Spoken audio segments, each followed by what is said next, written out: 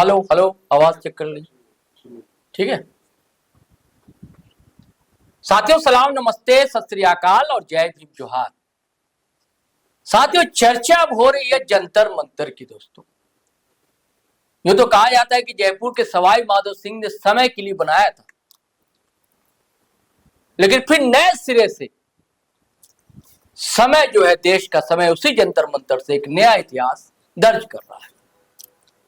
नई इबारत गढ़ी जा रही।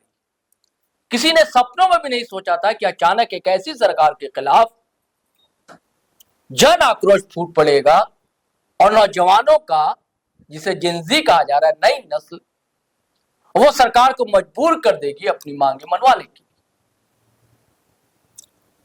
तो इसको समझा कैसे जाए दोस्तों? कई तरह की व्याख्याएं सामने आ रही है, परिभाषाएं सामने आ रही है, अलग अलग ढंग से लोग इसे समझ रहे हैं।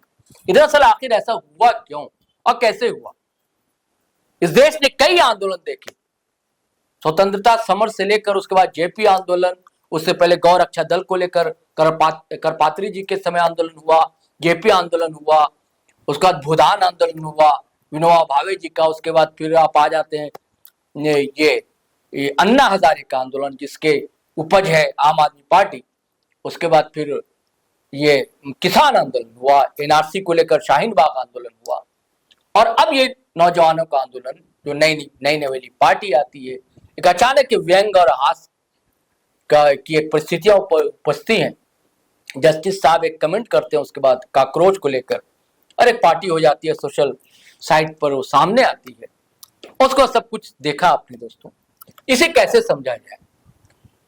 तो आप फ्रेम में देख रहे हैं, हमारे साथ हैं एमजेड खान, साहित्यकार हैं, लेखक हैं, इनकी किताबें प्रकाशित हैं और ट्रेड यूनियन से भी जुड़े रहे हैं, खास करके जो ये डाक विभाग है उसमें बड़े अधिकारी भी रहे, और जनवादी लेखक संघ है, साहित्यकारों का संगठन है, उससे जुड़े रहे, और कई तरह की सामाजिक, राजनीतिक और साहित्यिक सांस्कृतिक गतिविधियों में बड़ी सक्रिय भूमिका इनकी रहती है। और इन्होंने अपनी आंखों से कई आंदोलनों को देखा है और शिरकत भी की है।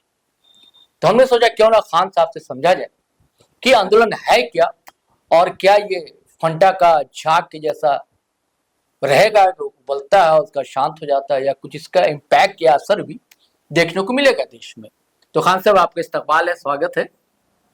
तो आपको खान साहब क्या लगता है, आपने सारे आंदोलन देखे हैं आपने, और इसको आप देख रहे हैं, इसे किस रूप में आप देख रहे हैं? जी शहरोज साहब, बहुत बहुत शुक्रिया आपका कि आपने मुझे आज की चर्चा में शामिल होने का मौका दिया।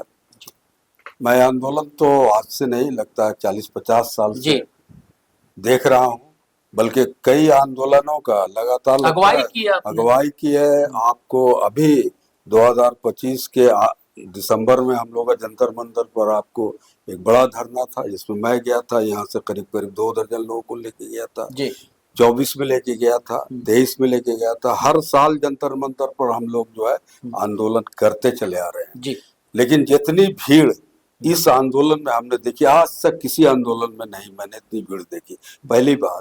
और देखा कि नौजवान लड़के 12 से लेकर के 20, 22, 24 साल के, बिल्कुल नया आंदोलन। चाहे आप जेपी का आंदोलन देखा 75 वगैरह में, मैं उसका भी हिस्सा था। मैं उस समय आपको बीएससी का स्टूडेंट था, मुझे उसमें भी मौका मिला। उसके बाद आपके ये बड़ा आंदोलन था अन्ना का 2011 का। उसके बाद आपके एनआरसी और क्या नाम शाहीन बाग का जो मशहूर हुआ, उसके आंदोलन को भी मैंने अपनी आंखों से देखा। किसान आंदोलन जो 1 साल से ज्यादा समय लगा, उसको किस तरह से गवर्नमेंट ने उसको क्रश किया, वो भी हमने देखा। तो एक इस आंदोलन की खास विशेषता हमको नजर आई। किस आंदोलन में बिल्कुल शांतिपूर्ण ढंग से बच्चे, जिनको हम समझते हैं कि बिल्कुल नासमझ है, कोई जानकारी नहीं, लेकिन वहाँ जो क्रिएटिविटी देखी, जो नया नया अंदाज देखा इंस्टाग्राम पर, जिस किस्म की बातें उन लोग, जैसे पोस्टर बैनर जो देखे गए, तो उससे एक अलग किया कि जेन जी को कौन समझ रहा है। ये आजकल के लोग, आजकल के नेता नहीं समझ रहे, जिसके कारण वो आंदोलन और तीव्र गति से आगे बढ़ने लगा। गवर्नमेंट ने हर तरह के हथकंडे अपनाए, लेकिन वो लाठी खाने के बाद ही बैठ गए। लाठी खाने के बाद भी जो है सारे लोगों ने आके रिक्लेम कर दिया उस स्थान को, और फिर लगातार जो है आंदोलन में जो है तेजी आती गई, नए नए लोग जुड़ते रहे पूरे हिंदुस्तान से। एक बात और हमने देखी कि उनको खाने पीने की कोई चिंता नहीं, जी। बाहर से खाना पीना आ रहा है, वो डिलीवरी क्या नाम है पॉइंट बन गया। जनतन वगैरह। मेघालय से आ रहा है, चेन्नई से आ रहा है, बेंगलोर से आ रहा है, कौन भेजने वाला है इसका भी पता नहीं, लेकिन उनका पान क्या नाम खाना आ रहा है, इधर से पानी की व्यवस्था की जा रही है। कुछ लोग तो अब पूरा स्टॉल खोले हुए तो उनको खिलाए, ऐसा किसी आंदोलन में नहीं देखा गया। तो एक आंदोलन इसकी वजह ये थी ना कि 12 साल ने जिस तरह से सरकार ने अपनी गलत नीतियों को लागू करने की कोशिश की, खास करके जन विरोधी नीतियों को, स्टूडेंट विरोधी नीतियों को, किसान विरोधी ये नीतियों 150 पेपर लीक हुए, 150। वो तो 150 से ज्यादा वीक हुए, उसमें 7.5 करोड़ लोग जो इसमें प्रभावित हुए, 7.5 करोड़, तो कितना बर्दाश्त करेगा। डेमोक्रेसी को जिस तरह से लोगों ने कुचलने की कोशिश की, संस्थाओं को जिस तरह से कैप्चर करने की कोशिश की, पार्लियामेंट जिस तरह से चलाई जा रही है, जिस तरह से आप जो जीत करके लोग आ रहे हैं एमएलए या एमपी, उनको अपनी तरफ मिलाए, ये तो सब एक गुस्सा था। मुझे जो लग रहा है खान साहब, युवाओं का गुस्सा ये ज्यादा था, एक तो रोजगार उन्हें चाहिए, नहीं मिल रहा है, और जो बेचारे तैयारी करते हैं, हर एग्जाम के पेपर लीक हो जाते हैं, समय पर एग्जाम नहीं होता, या यूपीएससी कह लीजिए, जितने तरह के एग्जाम है, जेएसएससी कह लीजिए, बिल्कुल सही है ना? मैं तो आपकी सब तरह का गुस्सा जो था उनका वो फूट पड़ा। वो सारा गुस्सा सिर्फ ये मानते हैं कि इनका नीट पेपर का गुस्सा था, क्या नाम है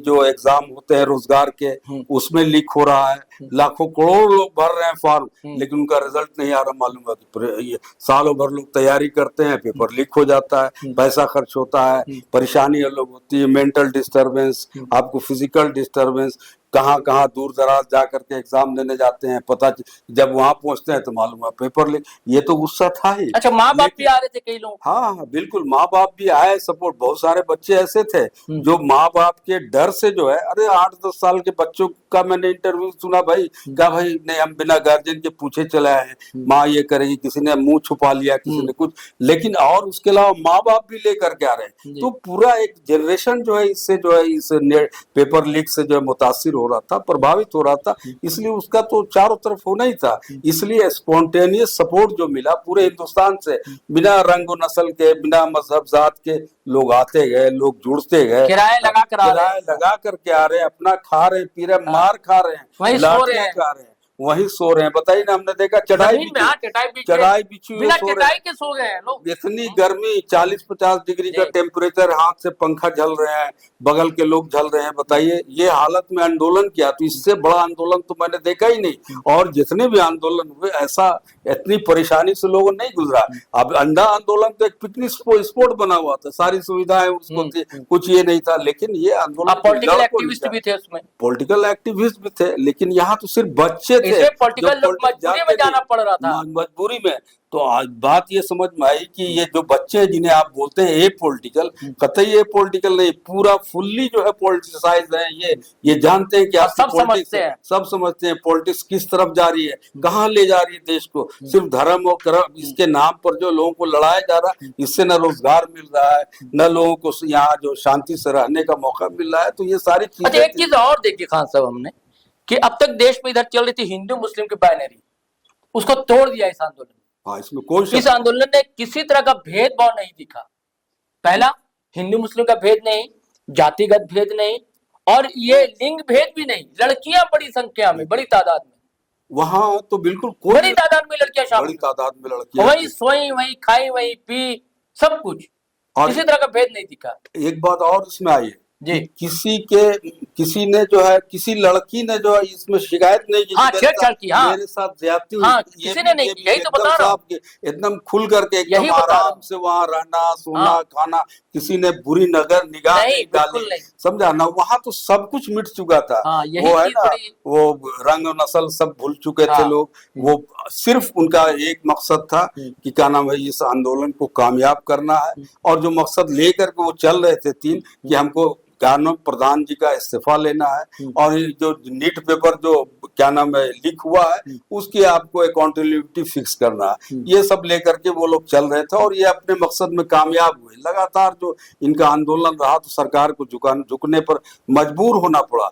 हम लोग नहीं समझ रहे थे कि सरकार झुक जाएगी, क्योंकि इतनी सख्त सरकार है, जितने भी आंदोलन देखे किसी में सरकार ने क्या नाम है अपना इरादा तक जाहिर नहीं किया कि हम झुकने वाले हैं, हम जो है आइए बात करें। वार्ता के लिए भी आपको क्या नाम इनवाइट नहीं किया था। बहुत सारे इसमें आप देख लीजिए, अन्ना आंदोलन में भी वार्ता के लिए कितनी मुश्किल से ये हुआ, तो एक आध बार वार्ता हुई, वो भी यूं ही नॉमिनल, ये जिसको बोलते हैं ना कि बस जाए और वापस चलाए। आपके एनआरसी वगैरह में तो वार्ता के लिए बुलाया भी नहीं गया। तो इसमें तो मजबूर होकर सरकार को एक क्या नाम 2 सदस्यीय कमेटी बनाई और उसके बाद वार्ता के लिए इनको बुलाया गया। तो पहले दिन की वार्ता में जिस तरह से उनको परेशानियां हुई तो लोगों ने समझा, 4-5 घंटा वेट करा दिया। फिर उन लोगों ने अल्टीमेटम दिया कि आप यहाँ आकर के बात कीजिए या कोई न्यूट्रल वेन्यू पर बात कीजिए। तो सरकार सब बात मानती गई, उनकी बात मानी और आखिर में न्यूट्रल वेन्यू पर जाकर के कॉन्स्टिट्यूशन क्लब में जाकर के वार्ता हुई। उनके 2 थे, इनके 2 थे। उसके बाद जो बात हुई उसके बाद इन लोगों ने कहा कि ठीक है भाई, हम प्रधान का इस्तीफा मंजूर करते हैं। तो ये बहुत बड़ी जीत है, खास करके यहाँ के लोकतंत्र की। जो लोकतंत्र एकदम जो खत्म होने जा रहा था, तो अब हम लोगों को थोड़ा सा उम्मीद जगी है कि अब लोकतंत्र पर जितना खतरा 10 साल 12 साल पहले से चला आ रहा, और खास करके 19 के बाद तो बहुत ज्यादा ये हो गया था। बंगाल के देख लीजिए आपने, हरियाणा में आपने देखा, बिहार में देखा, महाराष्ट्र में देखा। ये सब क्या था भाई, SIR के माध्यम से आप जो है एकदम पक्की कर रहे हैं अपनी कुर्सी को, तो और उनसे लोकतंत्र खत्म हो रहा। बताइए, 150 सांसदों को उन्होंने पार्लियामेंट से निकाल करके BNS जो विधेयक है उसको पास कर लिया बिना चर्चा। आपको जानकारी के बता दूं, उस समय संसदीय कार्य मंत्री प्रहलाद जोशी थे जो शिक्षा मंत्री बनाए गए। हाँ, बहरहाल आप गवर्नमेंट देखे इसको, नहीं उस समय 140 निकाले गए थे ना, संसदीय कार्य मंत्री प्रहलाद जोशी थे उस समय। बिल्कुल, अभी जो शिक्षा मंत्री, हाँ अभी नया शिक्षा मंत्री को लाया, प्रभार दिया गया है, जो प्रभार दिया गया है, लोग करेंगे जी। तो कुछ उम्मीद बंधी है। अच्छा, एक चीज और मुझे दिख रही है खान साहब, वो ये कि बच्चे डरे नहीं और हंसी खेल करते रहे पुलिस वालों से। बिल्कुल सही बात है? एकदम। अंकल बाय बाय, अंकल कब लाठी चलाएंगे, अंकल थोड़ा पानी भेज दीजिए। हाँ अंकल, जैसे पहले लोग डरते थे बोलने से, ये चीज खत्म हुई मुझे लगता है। बिल्कुल बिल्कुल, ये डर खत्म हो गया, इसमें कोई शक नहीं। ये 12 साल से जो लोगों में डर समाया हुआ था, जिस तरह से दहशत के माहौल में लोग जी रहे थे, लेकिन इस आंदोलन ने उस डर को खत्म कर दिया। छोटे छोटे बच्चे बेखौफ होकर बातें कर रहे हैं। अब बताइए ना, एक हमने सुना, एक ये स्टूडेंट ने कहा कि भाई अंकल, पुलिस अंकल, कब आप टेयर गैस छोड़िएगा हमको। ये कई कैसे ऐसे आए। अब वाटर कैनन पड़ रहा तो उसमें डांस कर रहे हैं लोग, और छोड़िए और छोड़िए, इस किस्म की बातें। एकदम क्रिएटिविटी जबरदस्त थी और एक नई शक्ल में आंदोलन जो है वो खड़ा हुआ। और लोगों को, जो आंदोलन करने वाले लोग हैं, उनके लिए भी एक मैसेज है कि आंदोलन किस तरह से किया जा सकता है और सरकार को किस तरह से झुकाया जा सकता है। ये बात सही है और इससे लोकतंत्र हमारा मजबूत हुआ है और मेरा ख्याल है कि पार्लियामेंट्री डेमोक्रेसी भी मजबूत होगी। अब जो है अपोजिशन का काम है कि उसको कहाँ तक आगे ले जाती है। इन लोगों ने, स्टूडेंट ने तो अपना काफी काम कर दिया। अब आप क्या असर देखते हैं? अब असर तो मेरा ख्याल है कि समाज में नजर आएगा। जो आपसी भेदभाव था, हिंदू मुस्लिम था, वो तो धीरे धीरे खत्म होना चाहिए और खत्म होना चाहिए और होगा भी। जिस तरह से इन लोगों ने मैसेज लड़कों ने दिया है, बहुत बड़ा मैसेज है, पूरे हिंदुस्तान को गया है, हर समाज को गया है, गांव देहात तक गया है। तो इसका मैसेज जो है अब पॉलिटिकल लीडरशिप को लेना चाहिए और उसी के नक्श कदम पर जो है आगे बढ़ाना चाहिए। पार्लियामेंट में इस पर जो है बहस होनी चाहिए, गहराई से बहस होनी चाहिए और इसको आगे ले जाने की जरूरत है। नहीं तो फिर जेनजी जो है दोबारा खड़ा हो सकता है अगर आपने उसी क्या नाम है पॉलिसी को अपनाए रहा जिस तरह से 2012 से अब तक चला रहा है। एक डिमांड के ग्रुप की ये भी थी और इस बात को स्वीकार किया था प्रेस कॉन्फ्रेंस में जेपी नड्डा ने कि भाजपा शासित राज्यों में इस आंदोलन को लेकर जिन जिन बच्चों पर केस हुए हैं वो केस वापस लिए जाएंगे। ये भी इनकी डिमांड थी। और इसी दरमियान पटना में भी 3 दिन आंदोलन हुए, कई बच्चे उठाए गए। अब तक की जो सूचना है कि 500 बच्चे उठाए गए और रात तक की सूचना थी हमारे पास कि 85 बच्चों पर अटेम्प्ट टू मर्डर का केस, जो कि 16 साल 18 साल 22 साल के बच्चे हैं और जिसमें जो सुधांशु शेखर संभवतः नाम है, जो यूनिवर्सिटी से आते हैं और पटना यूनिवर्सिटी के यूनियन के स्टूडेंट यूनियन के अध्यक्ष हैं, उनकी भी गिरफ्तारी हुई है। लालू प्रसाद यादव के बड़े साहबजादे हैं तेज प्रताप यादव, उनकी भी गिरफ्तारी हुई है। तो वादे तो ये किए गए और अब फिर आयशा की जो चीफ है पहुंच रही है पटना। आज तेज प्रताप यादव ने निमंत्रित किया अभिजीत दीपके को। अभी दीपके ने भी कहा कि हम फिर पटना आएंगे, अगर सरकार ने ऐसा नहीं किया, केस वापस नहीं लिया तो वहां भी आंदोलन होगा। तो क्या ऐसी संभावना देखते हैं आप? देखिए, सरकार ने तो वादा किया है, पूरे आपको देश के सामने वादा किया है कि जिस पर भी केस हुआ है उसको हम लोग वापस लेंगे, आप 3 दिन में लिस्ट हमें समर्पित कीजिए। वो इकट्ठा ही लोग कर रहे हैं, मेरा ख्याल है 2-3 दिन में लिस्ट जो है अवेलेबल करा दी जाएगी गवर्नमेंट में। आप देखते हैं 3 दिन के बाद ये करते हैं, लेकिन इन पर केस नहीं होना चाहिए भाई। ये लोग पीसफुल आंदोलन कर रहे थे, किसी को मारपीट नहीं कर रहे थे, कहीं ये किसी पुलिस पर इन्होंने हाथ नहीं छोड़ा है। तो अब जबरदस्ती आप केस बनाना तो किसी पर भी बनाते, कि हम तो देखते चले आ रहे हैं, अभी तक 6 साल से लोग अंदर ही हैं, तो सब झूठे केस में बंद है, आप भी देख रहे हैं। तो सरकार को अपनी जो बात है, अपने जो वादे किए हैं देश के सामने, उसको पूरा करना चाहिए। अगर नहीं करते हैं तो इन लोगों ने बोला भी है कि हम लोग जो फिर आंदोलन खड़ा करेंगे। आपको इतना तो तय कि लोकतंत्र की जड़ें अपने देश में बहुत गहरी हैं। बिल्कुल, इसमें कोई शक नहीं, बहुत मुश्किल है इसको तोड़ पाना। बिल्कुल सही बात। हाँ, अबे मैं फ्रेंच 1789 का फ्रेंच रेवोल्यूशन भी पढ़ रहा था, आपको यहाँ का जार रेवोल्यूशन भी मैंने पढ़ा है, रशिया का, वो सब भी मैंने देखा। लेकिन वहां तो बहुत ज्यादा आपको ये था भाई, काफी हिंसा हुई थी, लाखों लोग मारे गए थे, समझा। उसके बाद यहाँ तक कि वो लुई 16 वगैरह को भी मार दिया था फ्रांस। हाँ, फ्रांस में। तो ये तो आंदोलन बिल्कुल यूनिक था, यहाँ तो कोई हिंसा नहीं हुई। जबरदस्ती आप केस कर रहे हैं वो अलग बात है, तो उसके लिए तो देश खड़ा हो जाएगा। अगर इस तरह से आप जो बोल रहे हैं कि मर्डर का केस दे दिया है, रेप का केस दे दिया, क्या क्या केस बनाया गया है, नॉन अवेलेबल सेक्शन डाल करके, उनको तो कोशिश है परेशान करने की कि आने वाले दिनों बहुत से बच्चों पे एनएसए लग गया है। एनएसए बताइए तो कितना बात, यूएपीए भी लग सकता है भाई, यूएपीए भी लगा सकते हैं। नॉन अवेलेबल है, उसमें कोई जमानत नहीं होगी, 2 साल तक ऐसे पड़े रहेंगे। तो भाई ये तो गवर्नमेंट तो साजिश कर ही रही है कि इनको डिमोरलाइज किया जाए, इनके हौसलों को तोड़ा जाए, कि ताकि दोबारा ये सर ना उठा सके। मकसद तो यही है। लेकिन सरकार को एक सीख भी मिलती है जी कि ऐसा नहीं करना, ऐसा करेंगे तो ऐसा होगा। सही बात है। हाँ। सरकार का तो मकसद यही है कि लड़के डिमोरलाइज होकर घर बैठे रहे, कोई आवाज नहीं बुलंद करे। बात तो इस सरकार की तो मंशा शुरू से यही रहेगी, जो भी आवाज बुलंद करेगा उसको यूएपीए में डाल देंगे, को देशद्रोही घोषित कर देंगे। तो अब तो सरकार को ये करना है, डेमोक्रेटिक तरीके से जो है उनको जो है टैकल करना है। जो संविधान में जो ये दिया गया प्रावधान, उसके अनुसार आप देखिए, जबरदस्ती आप कील, क्या नाम, लाठी में कील गड़ी हुई है उससे मारिएगा, पैलेट गन जो है सामने आई है, जो तो देखिए, तो बिहार में AK-47 से फायर हुई, तो बहुत जबरदस्त ज्यादती है। इसको तो देखना चाहिए, पार्लियामेंट में बहस का मुद्दा है और उठाया जाएगा। मेरा ख्याल है कि आजकल में तो ये इस पर बहस वो भी करेगी। तो बहुत ये है, ये आंदोलन जो है बहुत गहरा समझे कि असर छोड़ेगा समाज पर भी, देश पर भी, यहाँ की राजनीति पर भी और डेमोक्रेसी पर भी, इसमें कोई शक नहीं। लेकिन उम्मीद है कि वो सुबह कभी तो आएगी। बिल्कुल, वो जाहिर सा वो सभा कभी आएगी, वो आएगी, बिल्कुल आएगी।